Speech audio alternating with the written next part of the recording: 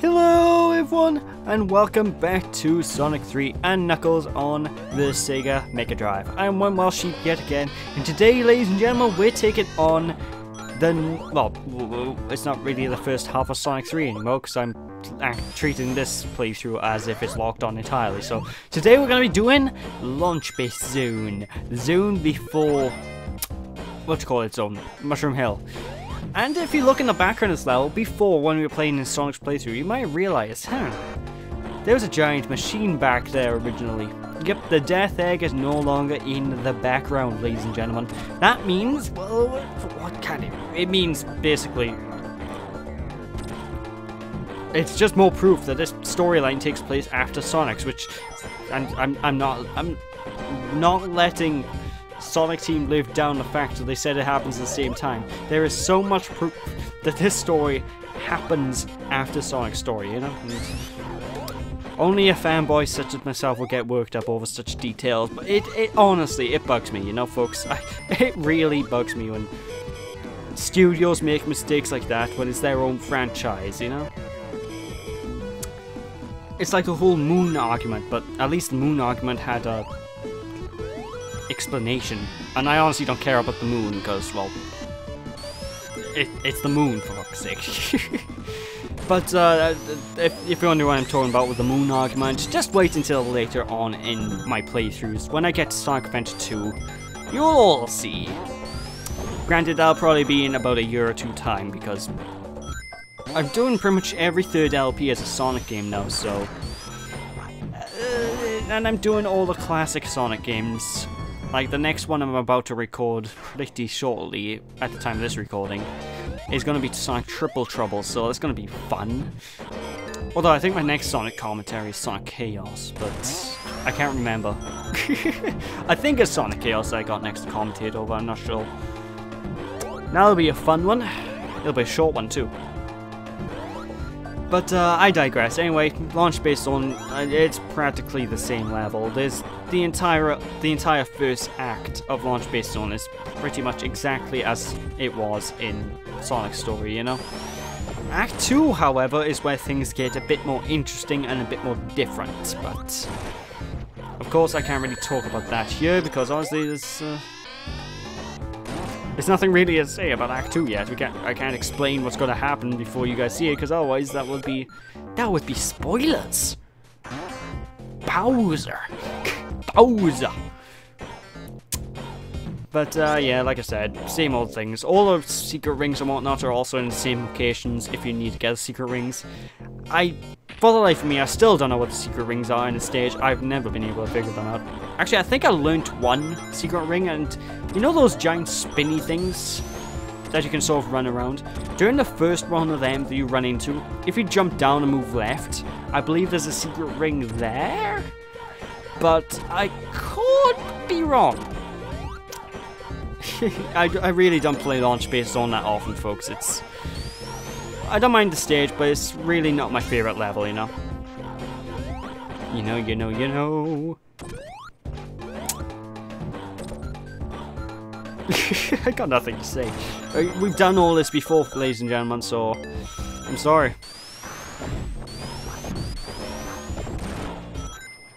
But yeah, this is where things are going to start changing up. There we go, finally, things to talk about. This giant tower is sort of sitting in the middle of the road. This wasn't here with Sonic's story, and this is basically the tower that Knuckles blew up with his bomb. So to get through this, what we need to do is climb up through and start progressing through, and now it's time for the boss fight of the first act. And this boss fight is pretty much the same deal, but as you can see by here, we're fighting Door. Doorbots. Not just one, door. So just same tactics really apply. Wait for the robots to start spinning their thingamabobbles. Spin dash from one end of the room to another. Don't be an idiot like I am. And is honestly a really easy boss fight. I don't even know why I'm having so much trouble here.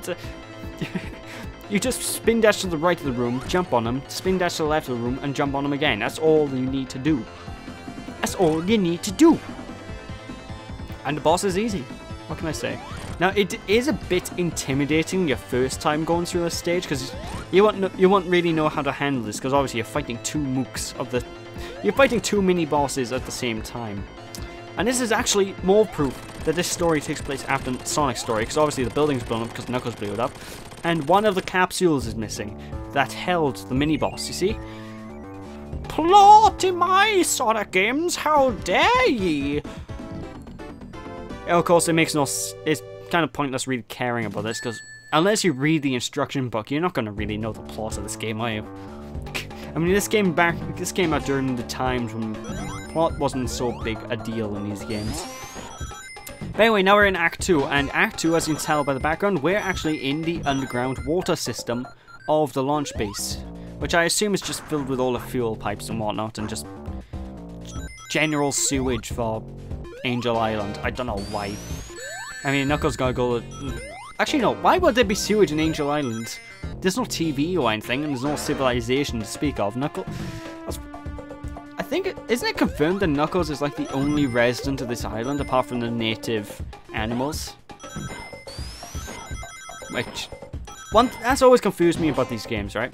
Only set animals are anthropomorphic, which means they're humanoid. Like, you've got normal squirrels and stuff that are just, like, normal critters. But, there's a squirrel, I believe, called, actually, wait, yeah, you can have critter squirrels, like, in the capsules, but this series also has a squirrel that's anthropomorphic in, like, Knuckles and Sonic, so, my question is,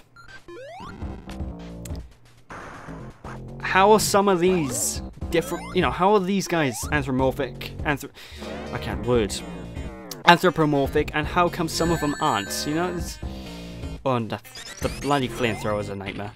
It doesn't really make sense, does it, if you think about it? It's just like some random animals are more advanced than others. I guess you could use the humans and monkeys argument in terms of that, but we don't really look much like monkeys, I don't think. I mean, do we? I never really considered humans to look much like monkeys personally, but that's just me. It doesn't matter anyway. Either way, just be careful, the Orbinauts and whatnot. And this is more of a water level than the original version of Launch Base Zone was, because, well, obviously you're in a pipeline sewage system, so... But after you reach a certain point, hey, you recognize this area? Well, this is Sonic's path again, so things are changing back to the way they were. But of course, we immediately go back to a Knuckles-only section, which is more underwater. So I have to say, I think Knuckles gets more of an underwater treatment in this particular zone than Sonic does. But, to be fair, I think Sonic gets more of an underwater treatment in other zones than Knuckles does, like in... what's it called, like Carnival Night Zone, for example. Half of that's a water level for Sonic, so...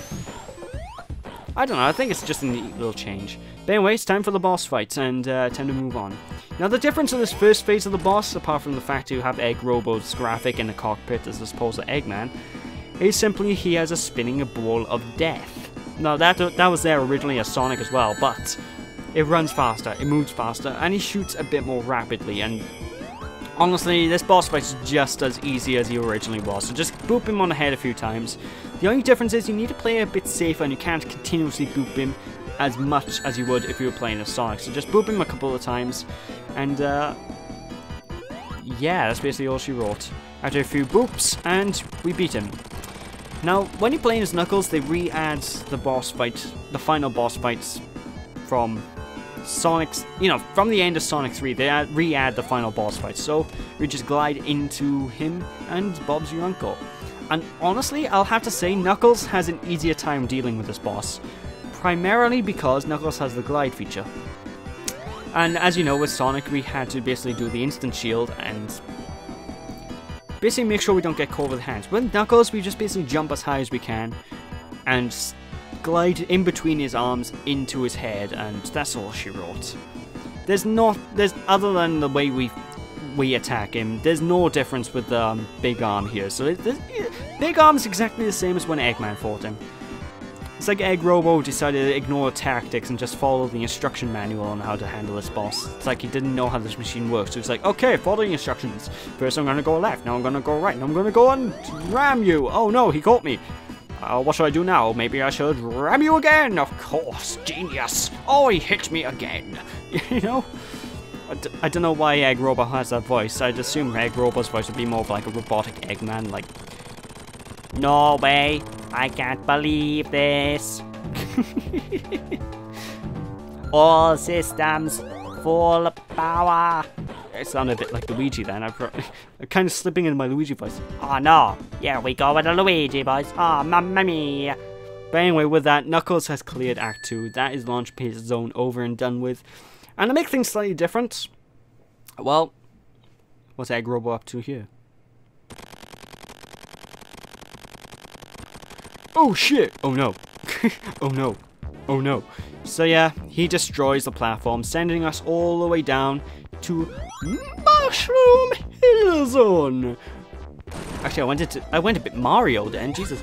Mushroom Hill Zone. It's where Knuckles likes to get his things, you know? Yahoo! Let's go! Okie dokie! Sorry. But anyway, same rules apply for the Super Emeralds as well. Get the Chaos Emeralds into the Hidden Palace Zone through a hidden ring. And brown, brown, brown, brown, brown. All these emeralds will show up, allowing us to jump in. And we know the gist by now. Get the Chaos Emerald, and I'm going to teleport out because you've seen the Chaos Emerald stages again. Much like in Sonic 3, the Sonic and Knuckles Chaos Emerald special stages are exactly the same. And I don't want to bore you people with the same stuff we've already handled, you know? I want to keep things going with this playthrough, folks. But, yeah, Mushroom Hill Zone. Originally in the beta version of this game, this is actually called Mushroom Valley Zone. And, I believe in Sonic 3 Complete, they rename it back to Mushroom Valley. Honestly, I like the name Mushroom Valley more than Mushroom Hill, because Mushroom Hill... Whenever you see something Hill Zone in a Sonic game, you instantly think, oh, that's like one of the first few levels in the game, don't you? So, I think Mushroom Valley would fit it a bit more. And it is literally a valley full of mushrooms and trees and whatnot. Actually, I probably could have called it Mushroom Forest as well, but... I don't know. Anyway, I digress. There's a couple of changes from the beta version to the Sonic and Knuckles version of some of these levels, and some of these changes have been re-added in the Sonic 3 Complete ROM hack that I mentioned in a previous part. Or was it in this part? It was either in this part or a previous part, I can't remember. But... fuck you. Mushroom. But yeah, Sonic 3 Complete. It adds a couple of differences that were changed, and there's no reason for them to change things back, like Mushroom Valley, for example, but it's a neat thing, I suppose. I don't know. But anyway, another secret ring. I'm just going to skip ahead, as always, because, yeah. Now, for most of the secret rings, in the Sonic 3 portion, we needed to take different routes to get all 7 Chaos Emeralds.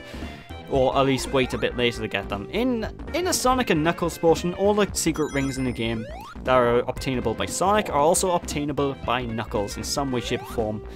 With the exception of maybe one secret ring in Sandopolis Zone. But just take the same routes as you would with Sonic, and you should be able to get Hyper Knuckles fairly shortly into the playthrough, you know?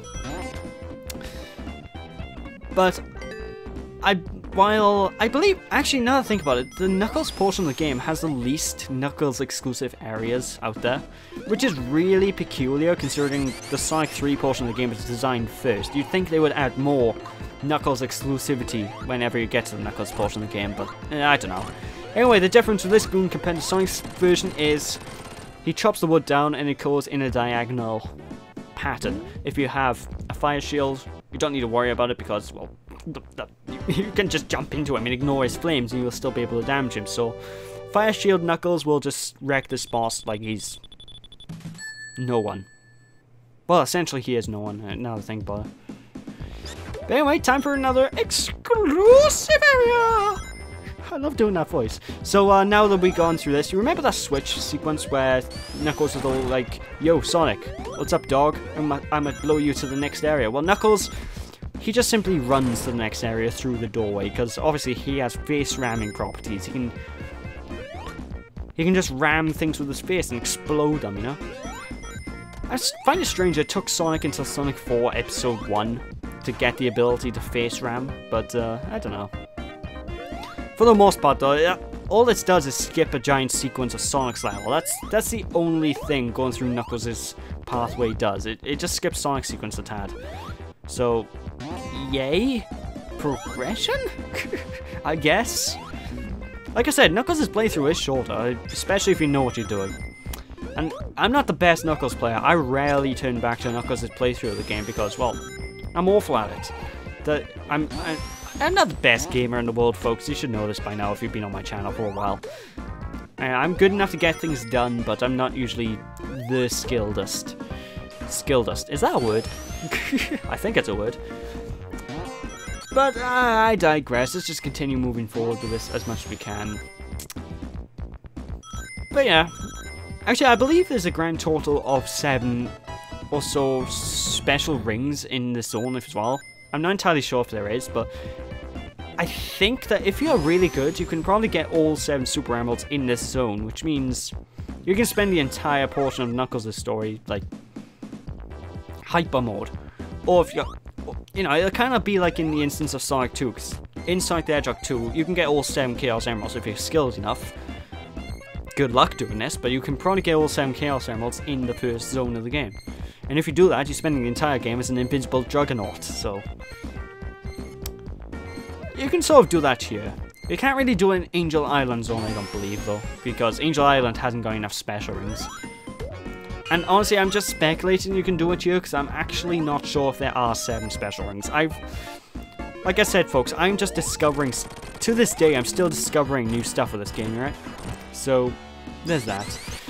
But anyway, this boss fight by here is pretty much the identical version of Sonic's boss fight. He's going to run away from you, and you're just going to boop him. Have the fire shield on hand, because it'll be so much easier to time your jumps and hit him. And the big difference with him is he's going to have a lot more spike balls in the way, and you have to jump in between some of these spike balls in order to hurt him, and just time your jumps. It's easy. I have no problems with it. You shouldn't have problems with it. And there we go.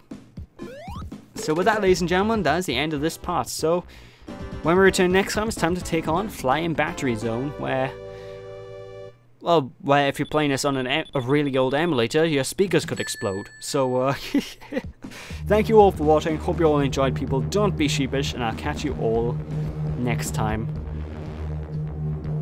Bye! No way. I can't believe this. I'm coming after you, yo.